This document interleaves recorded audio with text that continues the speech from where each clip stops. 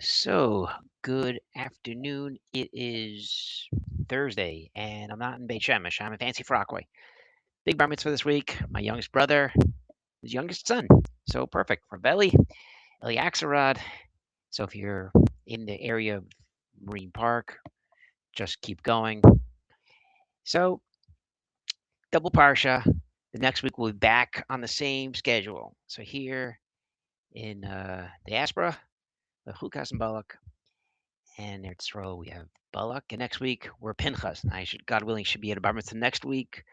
I'm Rich Shem back in RBS, in Yerushalayim, Yer Kodesh, bar mitzvah of my other nephew, Donnie Davidson. So good stuff. Baruch Hashem, Baruch Hashem. So one of the questions we have as we go into Pinchas is what's interesting is, Balak, excuse me, going into Pinchas is the I don't say arrangement, but the situation that takes place when it's Pinchas that takes the lead. Moshe doesn't know what to do, seemingly crying. People are crying that Moshe doesn't know what to do. Moshe's crying, maybe. And Pinchas is the one that kind of takes the lead. Pogabo, we have to kill these people. Pinchas does it. Obvious question is, first of all, why doesn't Moshe do it? When Moshe finds out that he's supposed to do it, maybe Moshe's supposed to do it. That's A. And B, obvious question, Siva Shalom says, is just attack the Avodah Zarah. So you have Avodah Zarah, which is Skila, pretty bad. And you have being with a Gaita, Shiksa, which is, Malchus Mardus. Bezdin gives you Malchus as much as they want, really. But again, what's worse? Avodah Zarah is the worst thing in the world. Do that. Let's attack that. Moshe's not sure what to do. Well, it's pretty obvious what to do. Go attack the Avodah Zarah. Get rid of that. Everything else we can kind of worry about that another day or tomorrow. Avodah Zarah is the worst thing, but it's not what takes place. Pinchas, the first thing is going after Zimri and Cusby, and that's kind of the question, really, what takes place here. What's what's Pinchas' thought process? What's Moshe's thought process? Moshe, you should do this. Do Avodah Zarah. What's the point here?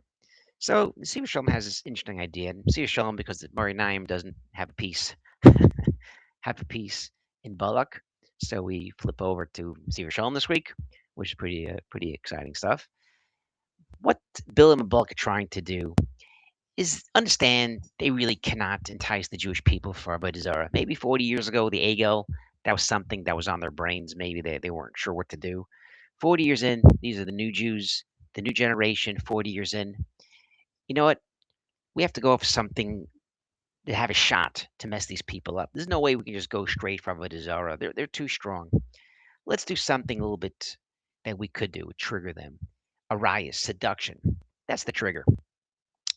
You corrupt the heart, you get the desire, and through the desire, the teshuka, the lave of a person, then you could kind of mess up Balbel. Balak and Bilam, the last letters of each is Balbel, to mess them up, their minds, and they lose their connection to God. We can't just tell them not to follow God, to have a desire. That won't work. But if we kind of work on them at their desires at the lave level, that could trigger, and that'll cause this this separation, this nutak between them and Hashem. And that's what they tried to do. There's two things that are taking place here. Avodah Zarah is the after the immorality. Baal Pa'ar is only after they're with these Moabi women, and that's the point here. Arise is the doorway. Once you capture the heart, then that leads you up to Baal Pa'ar. That's how they entice the Jewish men. Okay, be with the women, and then do Avodah Zarah, and that's kind of what the game plan was. Now it makes sense a little bit now. Pinchas and Moshe are a team. Pinchas was going to attack, go after Zimri and Cusby, the Arias, the Lave. That's the root. I understand there's Avodah Zarah. That's a shorish of things. But let's first attack the symptoms first, and then we'll go after the source. Corruption goes through the heart. We stop it there, then we have a shot to get the shoresh, which is Avodah Zarah. That's how we can get this for. Just to attack the Avodah Zarah piece of it without looking at the trigger, it's not going to work. And we have that in life sometimes. You get rid of the symptoms. It doesn't really take care of the root problem. There's a he goes quotes the story with the Nazir, the famous Nazir, the good-looking Nazir, Shimon Tzaddik, looks at this guy. He has long hair. He's cutting all his hair off. And Shimon Tzaddik says, "What brings you here?" He says, "You know what?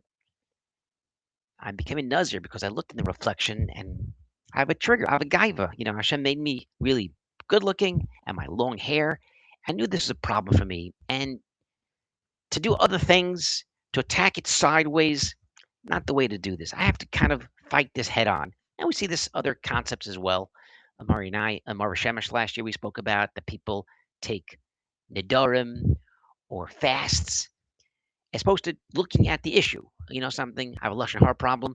Let me say more Tehillim. I have a gaiva problem. Let me say more Tehillim. No, you have a gaiva problem. You have to attack it. You have a lashon hara problem. Tehillim ain't gonna help you. Let me learn more Gemara. It ain't gonna help you. You got to attack the problem straight on. Looking at symptoms, that's not going to help you. You have to really look at the source of things. And this is the team of Moshe and Pinchas. Moshe, the job of Moach is Das, is Torah, the intellect of Klal Yisrael. His his game plan, his connection was connect people to God. Torah, Emunah, that was his plan. That was his connection. But this was a little bit different because they were attacked with their lave, with their taivas, and that you need a Pinchas. And we know that Pinchas was actually a descendant of Yosef, and Yosef and Pinchas very similar. Yosef is attacked in Mitzrayim. Potiphar's wife tries to seduce him, and he uses his strength, his Mesiras Nefesh, to fight off Arias. And this idea, that you fight off your Arias, it clears the mind. Because when Paro says, we want to get this guy in charge of Mitzrayim, the first thing Yosef says is, they need a bris milah. What's the point of this? You have bris milah, you separate yourself from Tivus and Arias, then you have an idea you can connect to your das. Then your mind is focused, your mind is clear, you can focus on godly things. And this lesson of Yosef is literally what Pinchas is trying to get to the people. Yes, Avodah Zarah is worse, but without really focusing on your heart, then we're just attacking the symptoms and things like that. And this is the idea that the Sefer Shalom brings out.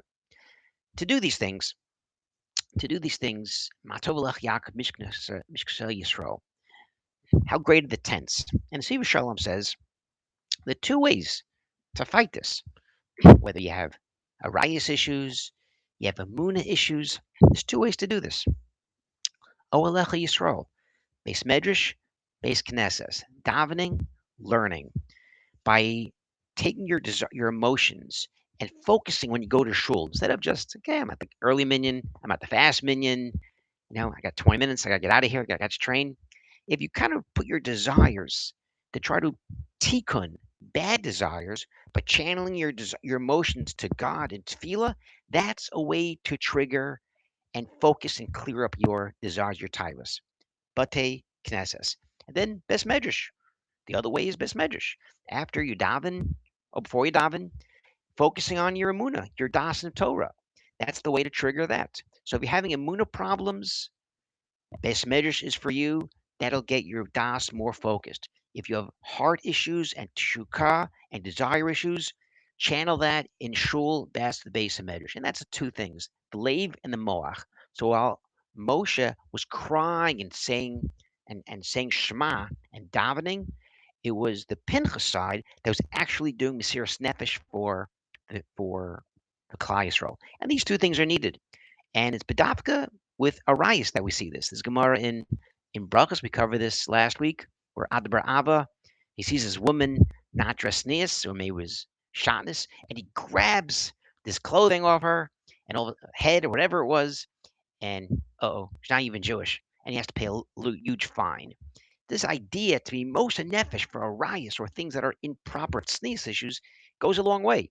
We've all been on the planes before, and this Haredi guy was the next woman, and they're playing musical chairs. I don't want to sit next to her. Oh, who's got to change?